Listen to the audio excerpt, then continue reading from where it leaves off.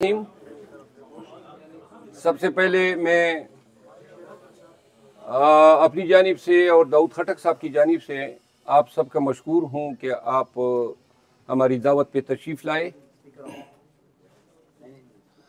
आज की ये प्रेस कॉन्फ्रेंस जो है ये दो नुकात पे मुश्तमिल हैं। सबसे पहले मैं तारुफ़ करा दूँ दाऊद खटक साहब का। दाऊद खटक साहब जमीयत उलमाए इस्लाम के रहनुमा हैं और आज इस प्रेस कॉन्फ्रेंस के ज़रिए पाकिस्तान तहरीक इंसाफ में शमूलियत का ऐलान करेंगे। दाऊद खटक साहब 2005 से लेकर 2010 तक ज़िला नाजिम नौशेरा रहे हैं, नाजिम आला डिस्ट्रिक्ट नौशेरा रहे। पाकिस्तान तहरीक इंसाफ में उनकी पहले भी ज्वाइन करने की ख्वाहिश थी, लेकिन परवेज़ खटक साहब और इनका हमेशा मुकाबला रहा है, तो इस वजह से जो है इनकी राह मसदूद थी। और आज अल्लाह के फजल से ऐसे दौर में जब पाकिस्तान तहरीक इंसाफ को छोड़ने वालों की प्रेस कॉन्फ्रेंसेस हो रही है, ये पहली प्रेस कॉन्फ्रेंस कतई नहीं है शमूलियत की। इंशाल्लाह इसी प्रेस क्लब के ज़रिए और बहुत से दीगर मकामात पे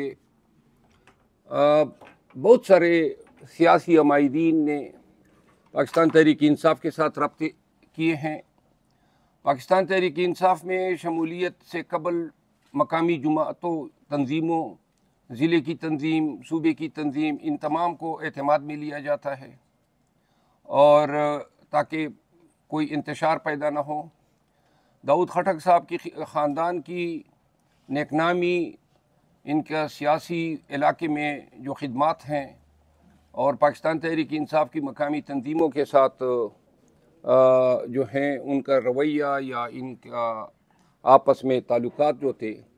इन तमाम को मद्देनज़र रखने के बाद सूबाई और मरकज़ी क़ियादत के मशवरे से और चेयरमैन PTI इमरान खान साहब की इजाज़त से आज इस प्रेस कॉन्फ्रेंस का इनेकाद किया जा रहा है। इस मौजू पे बात करने के बाद जो दूसरा नुक्ता है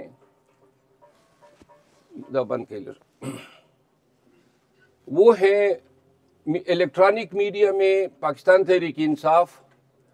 और चेयरमैन PTI इमरान खान साहब और उनके रफ़ाक़ाकार बिलखसूस उनकी अहलिया के ख़िलाफ़ जो पाकिस्तान मुस्लिम लीग नून ने नया सिलसिला जो है शुरू किया है, जिसमें आज बैक वक्त पाकिस्तान के तमाम इलेक्ट्रॉनिक चैनल पे अता तारड़ साहब की प्रेस कॉन्फ्रेंस जो है वो दिखाई जा रही थी। बदकिस्मती से हमें यह ट्रीटमेंट जो है इलेक्ट्रॉनिक मीडिया से नहीं मिल रही है, लेकिन इंसाफ का तकाजा ये है कि अगर कोई इल्ज़ाम लगाए जाते हैं और कोई जवाब दूसरे फरीक की तरफ से आता है तो वो जवाब भी आवाम तक पहुंचाना चाहिए। तो तमाम चैनल से गुजारिश है कि जो आज की प्रेस कॉन्फ्रेंस में जो इल्ज़ामात लगाए गए हैं, इस हवाले से हम सिर्फ ये नुक्ता नज़र अवाम पाकिस्तान तक पहुंचाना चाहते हैं कि जब नवाज शरीफ साहब पाकिस्तान आए तो वो ऐसे हालात में पाकिस्तान वापस आए जब पाकिस्तान जो है अपनी सर्वाइवल के उस नहज पे पहुंच चुका है जहां पे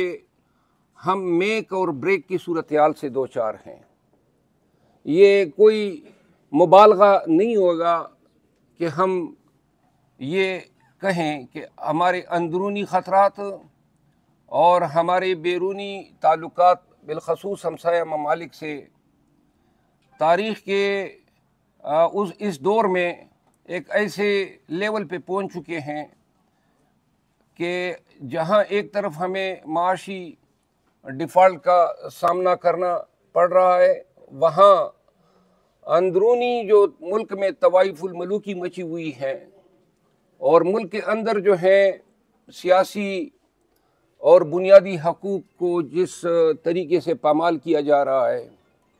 इलेक्शन सर पे हैं। इलेक्शन का ऐलान होने के बावजूद पाकिस्तान तहरीक इंसाफ को अपना झंडा निकालने की इजाज़त नहीं है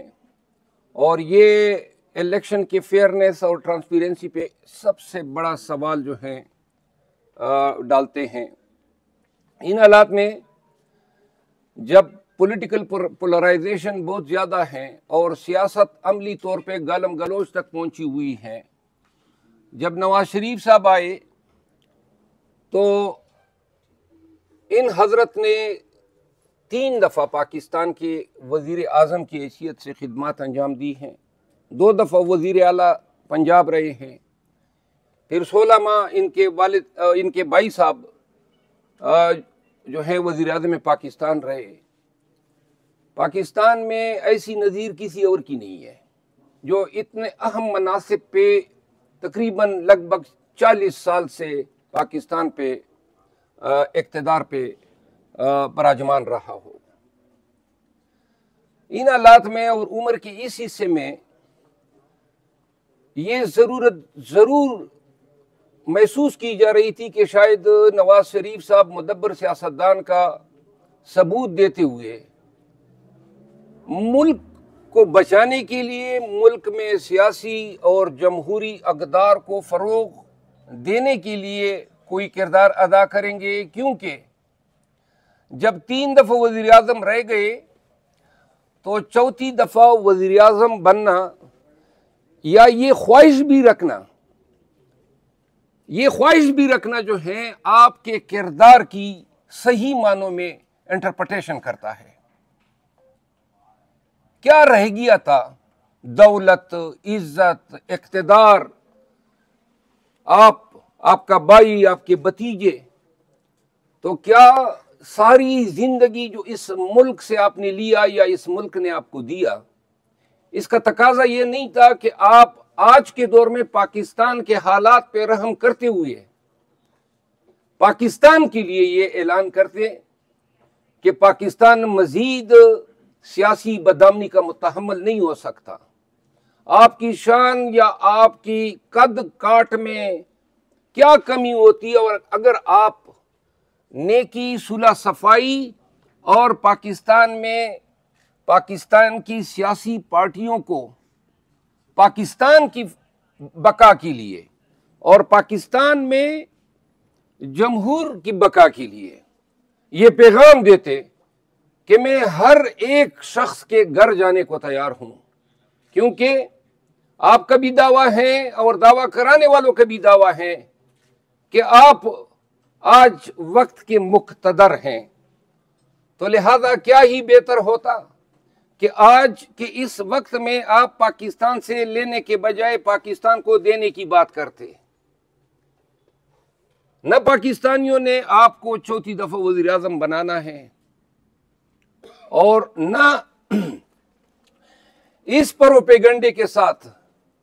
जो आज आपके पार्टी के लीडर्स ने इलेक्ट्रॉनिक चैनल में चेयरमैन पीटीआई और उनके अहले खाना के खिलाफ मुसलसल जो आज भी उसका तसलसल था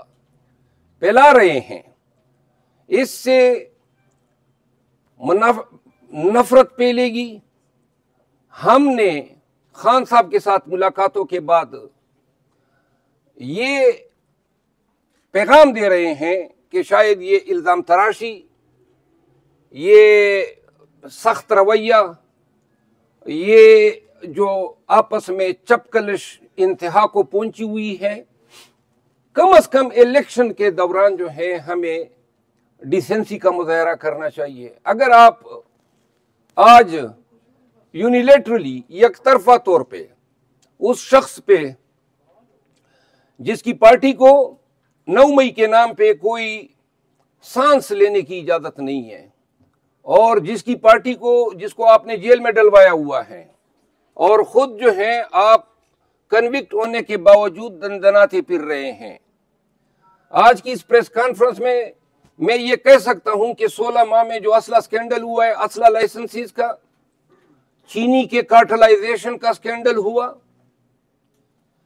और 11 जो स्कैम्स हैं जो फिलवक्त जिसकी कंप्लेंट्स नेब के पास हैं लेकिन अभी तक पाकिस्तानियों के साथ शेयर नहीं किए जा रहे हैं, लेकिन वक्त आने के साथ साथ ये चीजें खुद तश्तसबाम होंगी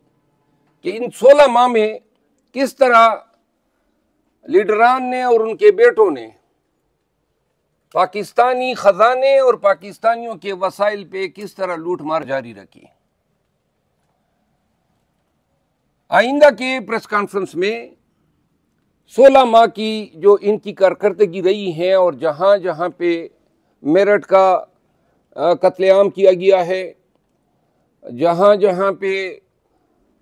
दुनियावी मकासद के लिए और एक्सटर्नल कंसिडरेशन के लिए एग्रीमेंट्स दिए गए हैं, बिलखसूस ऐसे इदारों में जिस तरह के एक मिसाल मैं आपको दे देता हूं। एक अंदाजे के मुताबिक 4 माह में 11,000 से ज्यादा क्लाशनकोव के लाइसेंसेस जारी किए गए।